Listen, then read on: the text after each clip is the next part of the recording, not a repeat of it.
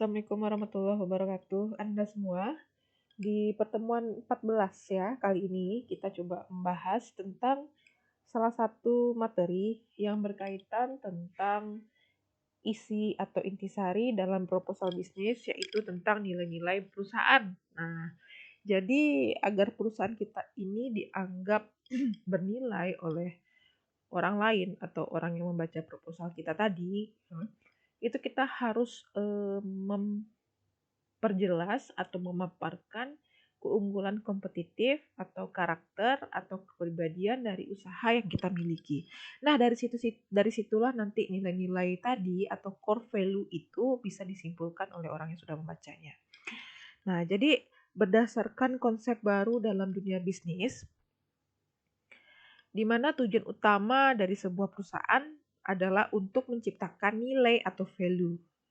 Nilai atau value itu sama ya. Dan tugas mendasar dari pihak manajemen usaha adalah untuk menciptakan competitive advantage atau keunggulan bersaing dalam perusahaan tersebut. Nah, ketika kita ingin menciptakan daya saing tadi serta core value perusahaan, maka pihak manajemen harus memiliki nilai, harus jelas sudah membuat atau merancang nilai-nilai perusahaan secara kuat. Nah, jadi nilai-nilai inilah nanti yang menjadi hal dasar yang paling penting dalam proses pengambilan keputusan. Nah, berbagai hal kepercayaan dan nilai yang menjadi kerangka dan ideologi dari filosofi ini dapat nantinya Anda semua menjadi arahan dan cara untuk menghadapi situasi yang beresiko atau situasi yang tidak pasti seperti masa-masa sulit dalam perusahaan. Nah, jadi nilai-nilai ini juga sangat berkaitan dengan aturan-aturan atau tentang bagaimana cara pemimpin atau manajemen mengambil keputusan dalam setiap masa-masa sulit yang terjadi dalam perusahaan tersebut. Nah, semua nilai individu karyawan juga nantinya terintegrasi menjadi satu dalam budaya pada setiap level organisasi. Nah, jadi dengan demikian, tata nilai perusahaan sangat strategis bagi peningkatan kinerja perusahaan. Nah, kemudian Anda semua, nilai perusahaan merupakan kondisi tertentu yang telah dicapai oleh suatu perusahaan sebagai gambaran dari kepercayaan masyarakat terhadap perusahaan setelah melalui suatu proses kegiatan selama beberapa tahun lamanya. Nah, kegiatan tersebut inilah dimulai sejak perusahaan tersebut didirikan sampai dengan kondisi existing saat ini. Nah, nanti apa dampaknya Anda semua? Jadi ketika core value ini meningkat, maka itu bisa dikatakan sebuah prestasi bagi owner atau pengusaha atau satu keseluruhan perusahaan tersebut. Karena apa? Karena dia bisa mencapai apa yang diinginkan oleh tiap-tiap yang ada dalam organisasi tersebut atau perusahaan tadi. Nah, sehingga ketika nilai perusahaan atau perusahaan tadi meningkat, maka itu juga akan berdampak atau berkorelasi kepada kesejahteraan para pemilik perusahaan atau yang berhubungan dengan perusahaan tersebut seperti stakeholder, stockholder, dan shareholder. Nah, itu sedikit pengantar ya Anda semua. Kita lanjut ke slide berikutnya. Oke, Anda semua, seperti yang sudah Ibu sampaikan tadi, bahwasanya nilai perusahaan itu adalah nilai-nilai dalam perusahaan yang dapat memotivasi karyawan guna mencapai tujuan perusahaan. Nah, sementara values itu sendiri atau nilai itu sendiri adalah kumpulan nilai yang diturunkan dari sesuatu yang dipercayai atau ending belief dan memberikan kekuatan bila dijalankan. Nah, kemudian values itu juga dapat difokuskan pada suatu hasil akhir di masa depan atau future end atau means yang maksudnya itu adalah tata cara atau proses untuk mengerjakan atau menyelesaikan tertentu. Nah, di sini menjelaskan kepada kita semua bahwa langkah awal dalam merancang filosofi corporate atau filosofi perusahaan yang pertama itu adalah kita harus mengetahui values atau tata nilai yang nantinya akan kita implementasikan dalam perusahaan kita nantinya. Nah, pertanyaan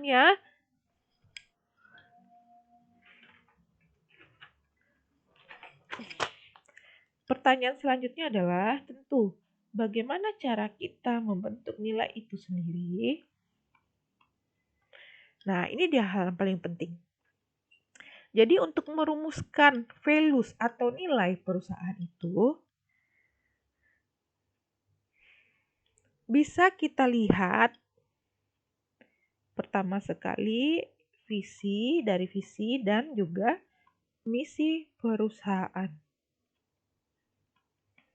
Nah, kita bisa melihat atau bisa merumuskan nantinya nilai-nilai perusahaan dari visi dan misi yang dimiliki perusahaan. Nah, nilai perusahaan dirumuskan oleh manajemen tingkat atas atau manajemen bagian atas atau up manajemen. Kemudian dirancang untuk mencapai tujuan perusahaan.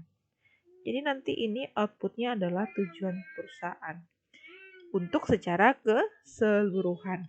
Dan nilai perusahaan itu merupakan tanggung jawab perusahaan dalam menciptakan kepuasan pelanggan atau klien, kemudian ada kualitas dan keunggulan mutu, pengembalian aset, penggunaan teknologi, untuk penguasaan pasar, dan yang terakhir adalah untuk corporate citizenship. Nah, hal ini berarti bahwa nilai perusahaan berkaitan erat dengan pemberdayaan karyawan dalam suatu perusahaan. Nah, jadi semakin kuat values dalam sebuah perusahaan ya, maka semakin besar itu motivasi para karyawan untuk maju bersama dengan perusahaan tersebut. Jadi kinerjanya itu akan berkorelasi, saling berkorelasi, berhubungan satu sama lain antara karyawan dan perusahaan. Nah, berdasarkan hal tersebut, pengenalan penciptaan dan pengembangan values tadi dalam suatu perusahaan mutlak diperlukan. Sehingga itu bisa menjadi sebuah kerangka dalam membangun perusahaan yang efektif dan efisien sesuai dengan visi dan misi yang ingin kita tuju. Nah, jadi itu Anda semua.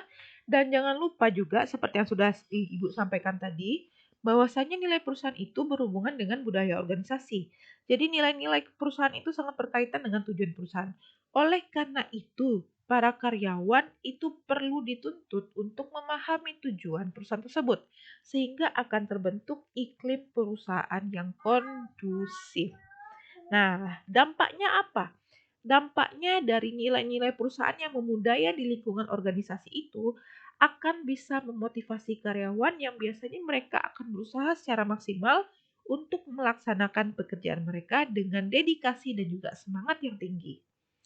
Nah, kemudian nilai-nilai yang saling berinteraksi dalam perusahaan akan mengakibatkan terbentuknya budaya atau culture organisasi.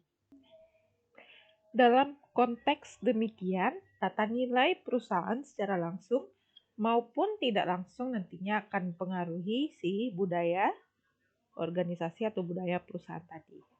Baik Anda semua, kita lanjut ke slide berikutnya. Nah, di sini kita bisa lihat pengertian dari corporate atau company philosophy tadi. Nah, kalau misalnya filosofi perusahaan itu mempunyai istilah sendiri, yaitu credo. Jadi filosofi perusahaan itu bisa juga diistilahkan dengan credo. Nah, apa itu credo? Nah, jadi credo itu merupakan salah satu unsur atau asumsi dasar dari budaya perusahaan atau korporasi dan merupakan komponen yang paling penting, yang paling krusial dari budaya perusahaan itu sendiri. Nah, filosofi itu sebenarnya adalah sebuah kajian terhadap seluruh pengalaman manusia dalam seluruh sektor kehidupan. Nah, hal yang ada dalam filosofi itu nantinya akan memuat sesuatu untuk membangun teori tentang manusia dan seluruh aspek kegiatannya kemudian disajikan sebagai landasan bagi keyakinan. Jadi bisa kita simpulkan di sini Anda semua bahwasanya filosofi itu adalah sebuah landasan bagi perusahaan dalam bekerja atau melaksanakan performanya. Nah, itu dia filosofinya saja. Nah, sementara tadi juga kita sudah contohkan bahwasanya company filosofi itu adalah bagian dasar dari budaya korporasi. Nah, untuk pengertian atau definisi secara luasnya sendiri, Ananda semua, filosofi perusahaan bisa disebut juga sebagai teori yang digunakan untuk menentukan bagaimana sebuah bisnis atau usaha dalam menangani area-area operasional yang berbeda. Seperti bagaimana sebuah perusahaan dibentuk dan beroperasi di dalam area-area seperti catatan pembukuan, manajemen, pelatihan, relasi publik, pemasaran, dan operasional bisnis lainnya. Ada juga yang menyebutkan bahwasannya filosofi bisnis itu merupakan seperangkat kepercayaan dan prinsip yang dimiliki oleh perusahaan dalam melakukan kegiatan bisnis atau perusahaannya. Nah, ini seringkali nih, ini tadi yang Ibu maksudkan sebagai pernyataan misi atau visi perusahaan tadi.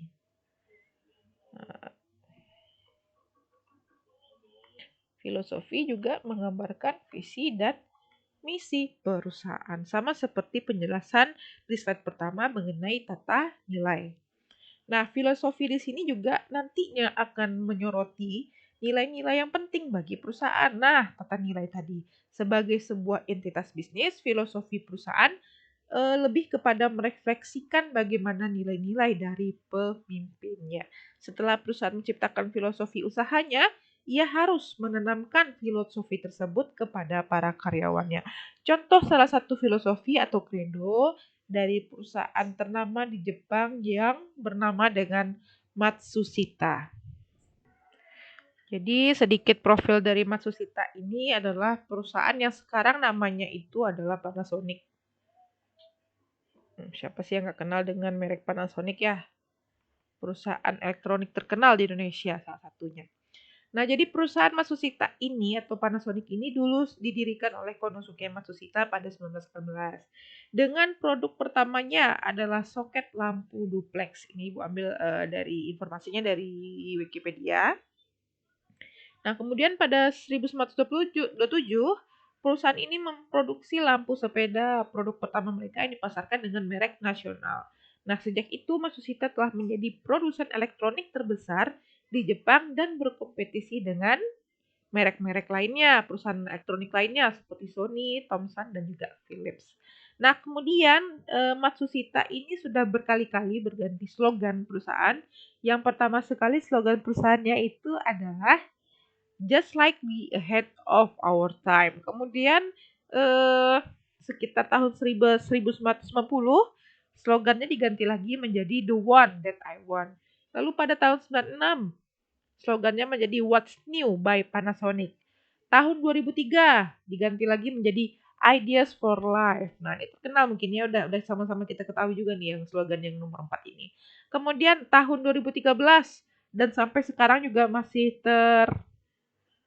dipakai sama produk-produk dari Matsushita atau Panasonic ini, yaitu A Better Life, A Better World. Dan yang terakhir adalah sempat dipakai pada tahun 2017 sampai 2018, Let's Live Life Better.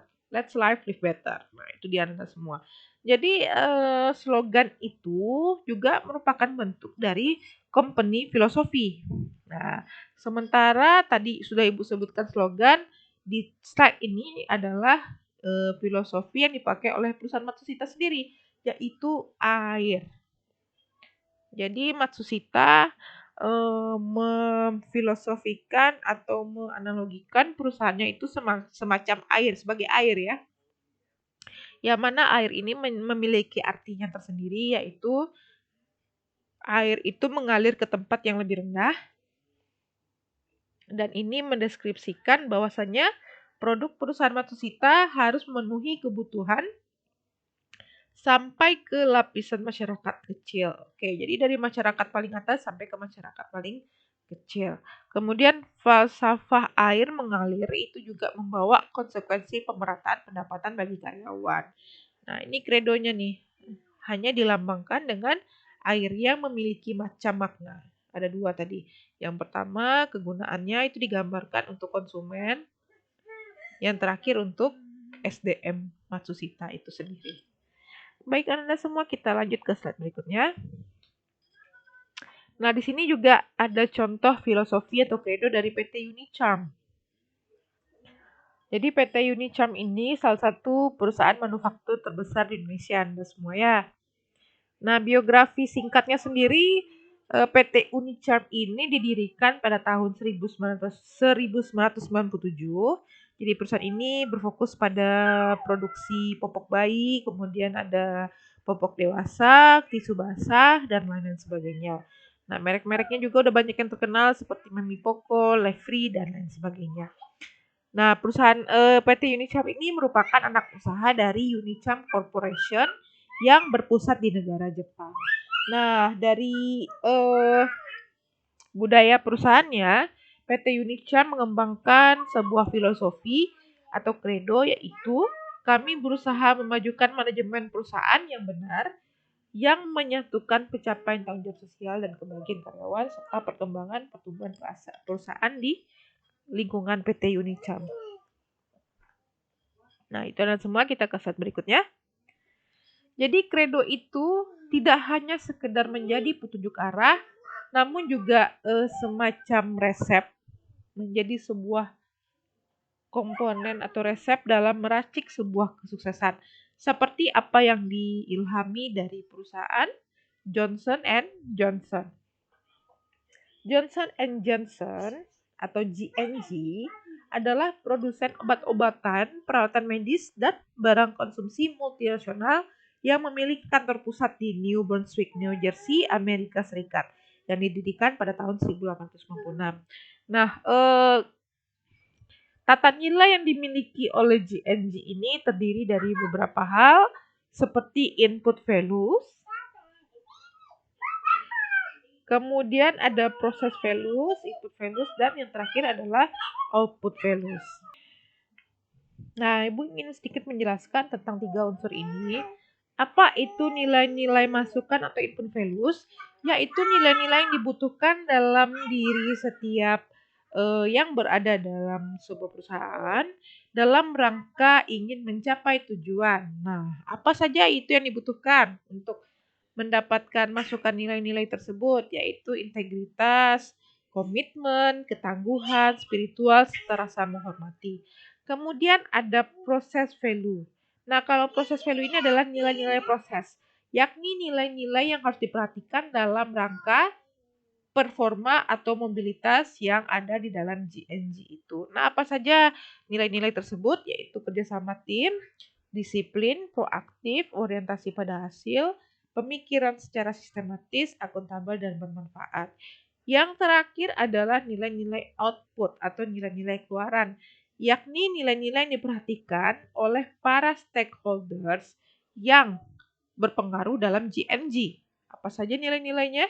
Fokus pada pelanggan, komunikatif, memegang teguh, amanat, dan lain-lain sebagainya. Oke, Anda semua, kita ke slide berikutnya. Nah, langkah kedua dalam merancang corporate philosophy adalah membuat visionary company, menciptakan visionary company. Nah, apa itu visionary company? Yaitu perusahaan-perusahaan yang memimpin industrinya sehingga dia dikagumi dan memiliki track record yang panjang dalam memberikan dampak pada dunia di sekitar mereka. Nah, untuk menjadi perusahaan kelas visionary company ini atau kelas dunia ini, tentu dibutuhkan keuletan, ketangguhan, serta kemampuan merekayasa segala keadaan untuk meraih kesuksesan. Dalam dunia manajemen, institusi atau perusahaan semacam ini dikenal dengan perusahaan yang visioner. Nah, itu dia tadi, visionary company. Perusahaan visionary company ini adalah perusahaan yang terbaik dalam industrinya yang sudah melampaui beberapa dekade. Jadi perusahaan ini Anda semua tidak hanya sekedar memimpin, melainkan juga membuat perbedaan sehingga sangat spesial dan menjadi role model di bidangnya. Nah, dalam sebuah perusahaan yang visioner, peran filosofi dan tata nilai itu sangat besar. Keduanya akan menjadi panduan utama bagi mereka setiap langkah bagi mereka untuk melakukan pengembangan bisnis. Jadi perusahaan itu tidak bisa berjalan dengan paradigma yang lama. dibutuhkan transformasi dalam rupa penguatan dan peremajaan nilai sesuai dengan tuntutan zaman. Jadi kembali lagi, tata nilai ini menjadi tuntutan berperilaku dan pengambilan keputusan.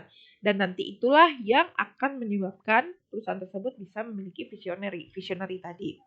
Nah, sehingga dia bisa menjadi teladan bagi perusahaan atau industri yang bergerak di bidang yang sama.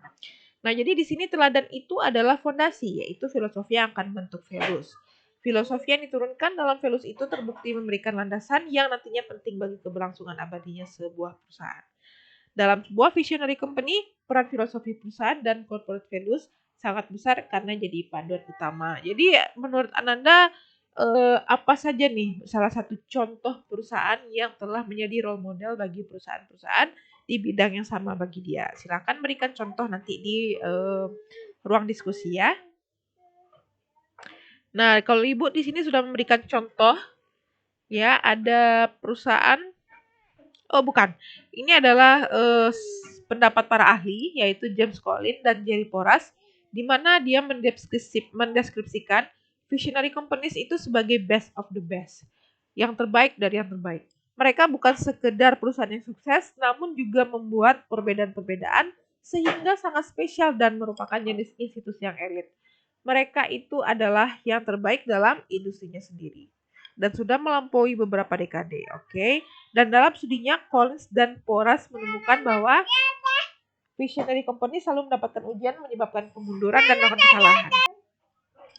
Nah, untuk bisa menjadi sebuah perusahaan yang elit dan handal, umumnya perusahaan tersebut memiliki ciri-ciri sebagai berikut. Yang pertama, dia sangat dominan dalam industrinya, sangat berkuasa untuk industrinya ya, yang bergerak dalam bidang yang sama. Kemudian, perusahaan ini sangat dikagumi oleh masyarakat luas dan juga dari kalangan bisnis.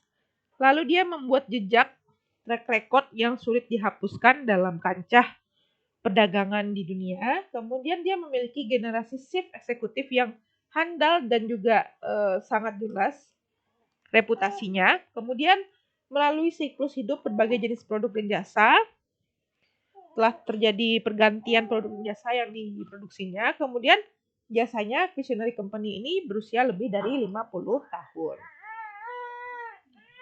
Nah, ini contoh-contoh visionary company yang bisa Anda lihat beserta dengan ideologis atau filosofi perusahaannya.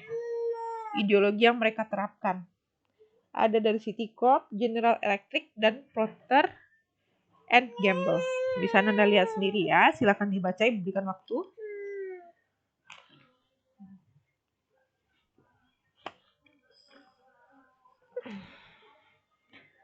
Nah, bisa dilihat di sini masing-masing core visionary companies itu memiliki core ideologis yang berbeda-beda. Berarti filosofinya berbeda, tata nilainya berbeda, budayanya juga pasti berbeda. Nah, di sini juga ada contoh lainnya seperti Johnson & Johnson, Walmart, dan Walt Disney. Nah, kemudian dari perusahaan dalam negeri ya, ini ada Astra International, kemudian ada BUMN kita, Pertamina, dan yang terakhir adalah Bank Rakyat Indonesia. Nah, apa yang terjadi jika sebuah perusahaan itu tidak memiliki values korporasi? Maka dia akan menjadi perusahaan yang reaktif. Karena corporate values itu merupakan prinsip-prinsip yang nantinya akan menuntun perilaku internal perusahaan dan hubungannya dengan konsumen, partner, serta pemangku kepentingan atau stakeholder. Nah, kemudian penerapan corporate values sebagai bagian dari corporate strategi kian menjadi kebutuhan dari waktu ke waktu. Nah, korporasi selalu cenderung berperilaku reaktif, menyalahkan satu dua hal sepele, serta mengesampingkan values karena tidak dianggap penting. Nah, itu yang disebut dengan sikap reaktif tadi. Kemudian korporasi mulai lebih banyak mendengarkan kritikan dan mencari ide-ide baru ketimbang membentengi diri dari kritik-kritikan tadi. Semakin banyak pula perusahaan yang memasukkan values ke dalam keunggulan kompetitif. Masing-masing mulai menemukan kembali values-nya yang pas dan spesifik untuk budaya perusahaan. Karena values itu mengandung prinsip no one fits for all. tidak ada nilai yang berlaku untuk semua keadaan. Oke, kita lanjut. Nah, ini adalah fungsi corporate values, di mana fungsi corporate values itu merupakan tuntunan untuk berperilaku dan mengambil keputusan. Jadi kehadiran si corporate values ini sesungguhnya bisa mendorong inovasi, produktivitas, dan juga kredibilitas, serta kesinambungan perusahaan. Kemudian karena si corporate values ini melekat pada setiap proses bisnis, maka fungsinya itu nanti akan menjadi inspirasi bagi orang-orang di internal perusahaan dalam hal mengelola bisnis serta membentuk tata nilai masyarakat dan bangsa yang menjadi konsumen dari perusahaan itu sendiri. Nah, fokus pada nilai membuat perusahaan-perusahaan mampu berubah dan cepat pulih setelah melewati masa-masa sulit. Sebagian perusahaan bahkan bisa bertransformasi sendiri karena transformasi secara fundamental didorong oleh serangkaian nilai yang telah mereka bentuk. Nah, perusahaan-perusahaan yang bisa bertransformasi sendiri berkat values itu disebut dengan vanguard companies. Nah, ini menurut para ahli ya, yaitu Profesor Kenter. Vanguard companies itu dideskripsikan sebagai para pemimpin pasar yang mampu memperbaharui diri sendiri dan menjelajahinya karena meletakkan values pada pusat perusahaan. Jadi di bawah visionary company tadi levelnya ada si vanguard companies ini. Itu dia anda semua ya, companies. Jadi level vanguard companies itu berada di bawah visionary company yang sudah kita bahas di slide sebelumnya. Nah, inilah bagaimana cara membuat nilai atau yang disebut dengan siklus values. Oh, bukan membuat nilai ya, ini siklus values, maaf. Ini adalah siklus nilai, siklus penerapan atau implementasi dari values yang dimiliki oleh perusahaan. Yang pertama harus dipraktekkan dulu oleh manajemen, harus dirancang dulu oleh pihak manajemen.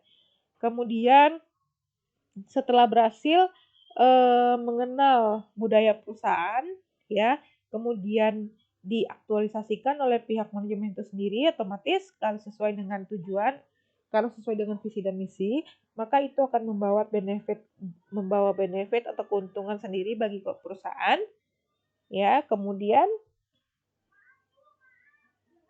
barulah itu akan berdampak pada corporate values tadi.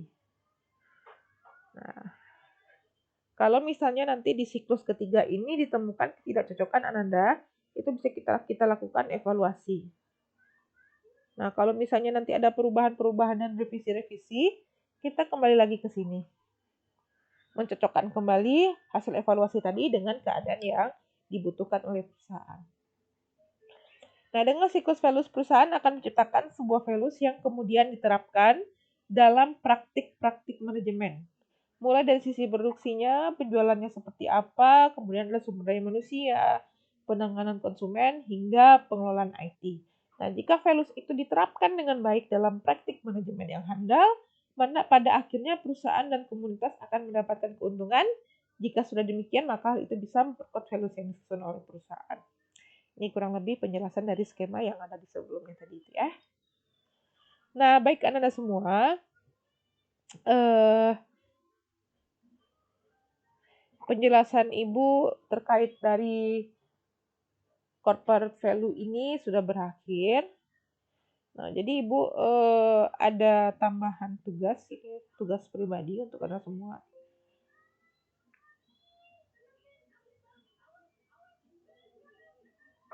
Tugas kelompok aja lah ya, tugas kelompok biar bisa didiskusikan.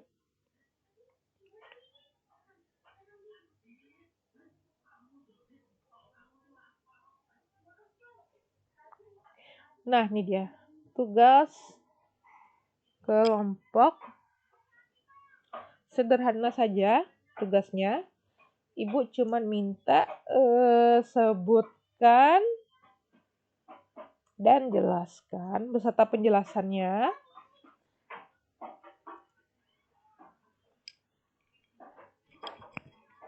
Sebutkan beserta berikan penjelasan salah satu perusahaan besar. Sebutkan serta beri penjelasan filosofi atau ideologi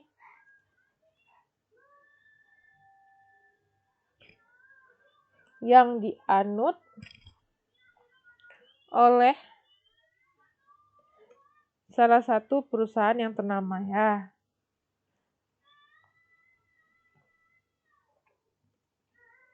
Boleh skala internasional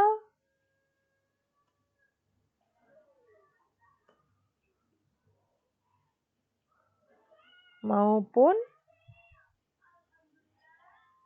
nasional.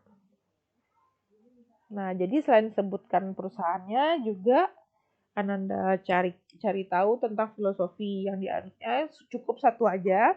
Kemudian beri penjelasan apa makna dari filosofi yang terkandung dalam filosofi tersebut. Nah, contoh nggak boleh perusahaan yang Anda berikan itu nggak boleh mengambil dari contoh ini ya, yang ada di slide 9, 10, 11, dan 12. Nggak boleh dari yang ada di sini. Nah, jadi harus dicari dari sumber referensi lainnya. Baik, Anda semua, nanti tugas ini nanti Ananda berikan submit jawabannya di LMS. Nanti akan Ibu masukkan di sana fitur assignment atau tugas, dan nanti Ananda berikan per kelompok di sana. Jadi yang hanya mau mengirimkan tugas itu adalah perwakilannya saja. Baik, Anda semua, Ibu akhiri dulu pertemuan hari ini. Maaf, penjelasan hari ini. Silakan didiskusikan dengan kelompoknya. Satu pertanyaan sederhana ini ya, untuk mengindikasikan bahwasanya Ananda sudah memperhatikan penjelasan Ibu dari awal ya. Terima kasih, banyak maaf. Wassalamualaikum warahmatullahi wabarakatuh.